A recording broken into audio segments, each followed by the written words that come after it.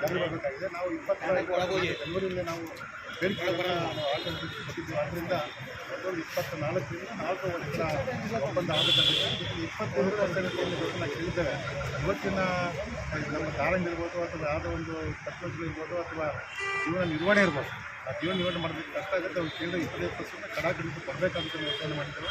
ಜೊತೆಗೆ ನೀವು ಮೊದಲಿಂದಲೂ ಕೇಳ್ತಾ ಇದ್ದೀವಿ. ಇವತ್ತಿನ ಮೀಟಿಂಗ್ ಎಲ್ಲ ಅದೇ ಹೇಳಿದ್ದೀವಿ.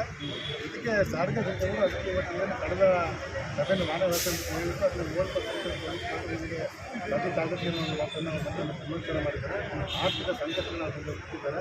ನಾವು ಸ್ಪಷ್ಟ ಇದು ಸಾಧಿಸಿದ್ರೆ ಆರ್ಥಿಕ ನಷ್ಟದಿಂದ ನಾವು ಕಾನೂನು ಯಾವ ರೀತಿ ಕಾನೂನು ಮಾಡಿರಲ್ಲ, ಅದು ಸರ್ಕಾರದ ನೀತಿಗೆ ಸಂಬಂಧಪಟ್ಟಂತಹ ವಿಷಯ ಆಗಿದೆ.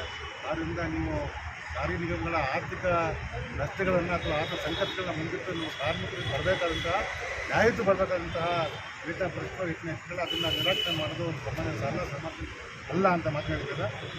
ಕೊನೆಗೆ ಸಾರಿಗೆ ಎಚ್ಚರಿಕೆ ಕೊಟ್ಟಿದ್ದೇವೆ. ನಾವು ಕಾರ್ಮಿಕರ ಬಳಿ ಹೋಗ್ತೇವೆ. ನಾವು ಸಂಜೆ ಖಂಡಿತ ಸಭೆ ಸೇರಿ ಮುಂದಿನ ಸಂಜೆ ಸೇರ್ತಾ ಇದ್ದೀವಿ.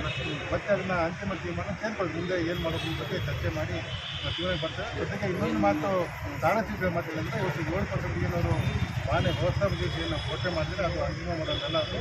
ನಾನು ಕೂಡ ಮಾನ್ಯ ಮುಖ್ಯಮಂತ್ರಿಯಿಂದ ಮಾತನಾಡಿ ನಾವು ಒಪ್ಪಿಲ್ಲ, ಬಟ್ ಅದನ್ನು ಇದೇ ಅಂತಿಮ ಅಲ್ಲ ಅನ್ನೋ ಮಾತನ್ನು ಅವರು ಸಾರಿಗೆ ಸಚಿವರು ಹೇಳಿದ್ದಾರೆ. ಇದನ್ನು ಹೆಚ್ಚು ಮಾಡಬೇಕಾದ್ರೂ ಕೂಡ ಇದನ್ನು ಆರ್ಥಿಕ ಸಂಘಟನೆಗೆ ಸರ್ಕಾರ ಅನುದಾನ ಕೊಡಬೇಕಂತ ಪರಿಸ್ಥಿತಿ ಇರೋದ್ರಿಂದ ನಾನು ಮಾನ್ಯ ಮುಖ್ಯಮಂತ್ರಿ ಸರ್ಕಾರದ ಜೊತೆ ಮಾತನಾಡಿ ಮತ್ತು ಇನ್ನೊಂದು ಸಭೆಯನ್ನು ಕೈಗೊಳ್ಳಿ ಅಂತ ಹೇಳಿದ್ದಾರೆ. ನಾವು ಅದಕ್ಕೆ ವಿಳಂಬ ಆಗಿರೋದ್ರಿಂದ ಮತ್ತು ಕಾರ್ಮಿಕರ ಬಳಿ ಹೋಗೋದು ಅನಿವಾರ್ಯ ಆಗುತ್ತೆ ಅನ್ನೋ ಮಾತನ್ನು ಸ್ಪಷ್ಟವಾಗಿ ಸರ್ಕಾರದ ಇನ್ನೊಂದು ಸಭೆ ನೀವು ಹಾಜರಾಗಂತ ನಮ್ಮ ಇವು ಖಂಡಿತ ಸಭೆ ಸೇರ್ತೀವಿ. ನಾವು ಮುಂದಿನ ಏನು ಹೋರಾಟಗಳು ಯಾವುದೇ ಕಾರ್ಯಕ್ರಮ ಇರುವುದು ಅದನ್ನು ಮುಗಿಸ್ಕೊಳ್ತೇವೆ. ಅಂದ್ರೆ ಇವತ್ತು ನೀವು ಸಭೆ ಮಾಡ್ತಾ ಇರೋದು ಮುಂದಿನ ಹೋರಾಟದ ಬಗ್ಗೆನಾ ಸರ್? ಮತ್ತೆ ನೀವು ಬರುತ್ತೆ ತಡಖಂಡಿತ ಹೋಗೋದು ಯಾವಾಗಿಂದ ತೀರ್ಮಾನ ಮಾಡ್ತೀವಿ. ಅಂದ್ರೆ ಇವತ್ತು ಮುಷ್ಕರದ ಬಗ್ಗೆ ನೀವು ಮೀಟಿಂಗ್ ಮಾಡ್ತೀರಾ ಇವತ್ತು ಸಂಜೆ? ಚರ್ಚೆ ಮಾಡಿ ಇವತ್ತು ಸಂಜೆ ತೀರ್ಮಾನ ಮಾಡಿ ಆವಾಗಂತ ಸರ್ಕಾರ ಅವರ ಕಾಯ್ಕೊಂಡು ತಗೋದಿಲ್ಲ ಹೇಳಿದ್ವಿ. ಯಾಕಂದ್ರೆ ಸಾಕಷ್ಟು 20 ದಿನ ವಿಳಂಬ ಆಗಿರೋದ್ರಿಂದ ಮತ್ತಷ್ಟು ವಿಳಂಬಕ್ಕೆ ಸರಿ. ಈಗ ಒಂದಷ್ಟು ಸರ್ಕಾರ ಮುಂದೆ ಅನುದಾನ ಬಿಡುಗಡೆ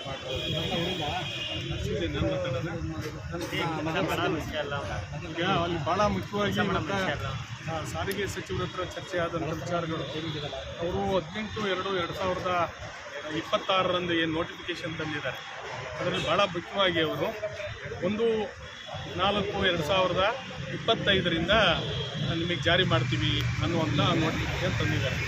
ಬಹುಶಃ ಅವರು ಅದನ್ನು ನಾವು ಒಪ್ತೀವಿ ಅಂತೇಳಿ ಅಂದ್ಕೊಂಡು ಮಾತನಾಡಿರೋದಕ್ಕೆ ಅನಿಸುತ್ತೆ. ನಾವು ಅದನ್ನು ಕಡಾಖಂಡಿತವಾಗಿ ಒಪ್ಪೋದಿಲ್ಲ. ನಾವು ಅವತ್ತೇ ಕೂಡ ನಾವು ಯಾವುದೇ ಸಂದರ್ಭದಲ್ಲಿ ಈ ನೋಟಿಫಿಕೇಷನ್ನ ಸರ್ಕಾರ ಮರುಪರಿಶೀಲನೆ ಮಾಡಬೇಕು ಅಂತಕ್ಕಂಥ ವಿಷಯವನ್ನು ಭಾಳ ಸ್ಪಷ್ಟವಾಗಿ ಹೇಳಿದ್ದೀವಿ. ಮತ್ತು ಎರಡನೇದು ಅವ್ರು ಹೇಳಿದ್ದಾರೆ 26 ತಿಂಗಳಲ್ಲಿ ಇವತ್ತು 450 ಕೋಟಿ ರೂಪಾಯಿ ಹಣವನ್ನು ರಿಲೀಸ್ ಮಾಡಿದ್ದೀವಿ.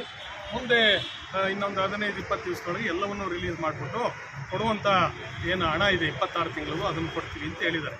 ನಾವು ಅದಕ್ಕೆ ಸರ್ಕಾರವನ್ನು ಸ್ವಾಗತಿಸ್ತೀವಿ. ಸಾರಿಗೆ ಸಚಿವರ ಪ್ರಯತ್ನವನ್ನು ಕೂಡ ನಾವು ಸ್ವಾಗತಿಸ್ತೀವಿ. ಆದರೆ ಇನ್ನು ಉಳಿದ 12 ತಿಂಗಳಿದೆಯಲ್ಲ ಅದನ್ನು ಈ ಸಂಸ್ಥೆಯವರು ಕೊಡಲಿಕ್ಕೆ ಶಕ್ತಿ ಇದೆ. ಯಾಕೆ ಶಕ್ತಿ ಇದೆ ಅಂದರೆ ಕರ್ನಾಟಕದಲ್ಲಿ ಶಕ್ತಿ ಯೋಜನೆ ಜಾರಿಯಲ್ಲಿದೆ. ಶಕ್ತಿ ಯೋಜನೆ ಜಾರಿಯಲ್ಲಿ ಇರೋದ್ರಿಂದ ಹಣ ಇದೆ ಇಲ್ಲ ನಾವು ಕೊಡಬೇಕು ಅಂತ ಅದನ್ನು ಒತ್ತಾಯ ಮಾಡಿದ್ದೀವಿ. ಎರಡನೇದು ಭಾಳ ಮುಖ್ಯವಾಗಿ ನಮಗೆ 1/1/2024 ಸರ್ಕಾರ ನೋಟಿಫಿಕೇಶನ್ ಬದಲಾವಣೆ ಮಾಡಿ ಸಾರಿಗೆ ನಿಗಮಗಳನ್ನು ವೇತನ ಹೆಚ್ಚಳ ಮಾಡಬೇಕು. ಅವರೀಗ 7% ಹೇಳಿದ್ದಾರೆ. ನಮಗೆ ಅವ್ರಿಗೂ ಮಾತುಕತೆ ಸಂಘರ್ಷ ಆದಾಗ ಸಚಿವರು ಏನೂ ಹೇಳಲಿಲ್ಲ. ಸಚಿವರು ಅದನ್ನು ಇಷ್ಟು ಮಾಡ್ತೀನಿ ಅನ್ನೋದನ್ನು ಹೇಳಲಿಲ್ಲ.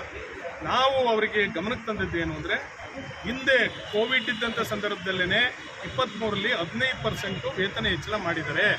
ಅದಕ್ಕಿಂತ ಹೆಚ್ಚಿಗೆ ಸಾರಿಗೆ ನಿಗಮಗಳ ನೌಕರರಿಗೆ ಕೊಡಬೇಕು. ನಾವು 25% ಕೇಳಿದ್ದೀವಿ ಅನ್ನುವಂಥ ಅಂಶವನ್ನು ನಾವು ಭಾಳ ಸ್ಪಷ್ಟವಾಗಿ ಹೇಳಿದ್ವಿ. ಅವರು ಈ ಎರಡು ವಿಚಾರವನ್ನು ಮಾನ್ಯ ಮುಖ್ಯಮಂತ್ರಿಗಳು, ಯಾಕೆಂದರೆ ಹಣಕಾಸು ಕೊಡ್ತಕ್ಕಂಥವ್ರು ಅವ್ರ ಜೊತೆ ನಾನು ಮಾತನಾಡಿ ನಿಮಗೆ ತಿಳಿಸ್ತೀವಿ ಅಂತ ಹೇಳಿದರೆ, ನಾವು ಈಗಾಗಲೇ ವಿಳಂಬ ಸಾಕಷ್ಟು ಆಗೋಗಿರೋದ್ರಿಂದ ನಾವು ಇನ್ನು ಹೆಚ್ಚು ಸಮಯ ಕೊಡಲಿಕ್ಕೆ ಸಾಧ್ಯ ಆಗಲ್ಲ.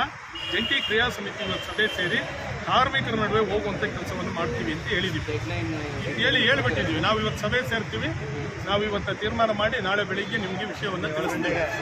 ಇವತ್ತು ಸಂಜೆ 7 ಗಂಟೆಗೆ ಸಭೆ ಇದೆ.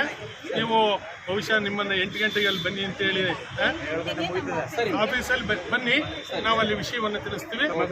ನನ್ನ ಹೆಸರು HS ಮಂಜುನಾಥ್, ಜಂಟಿ ಕ್ರಿಯಾ ಸಮಿತಿಯ ಭಾಗವಾಗಿದ್ದೀವಿ. ನಾವು ಇಷ್ಟು ನಿರಂತರವಾಗಿ ಕಾಯ್ದಿದ್ದೀವಿ. ಇನ್ನು ಮುಂದೆ ಹೆಚ್ಚು ನಾವು ತಯಾರಿಲ್ಲ.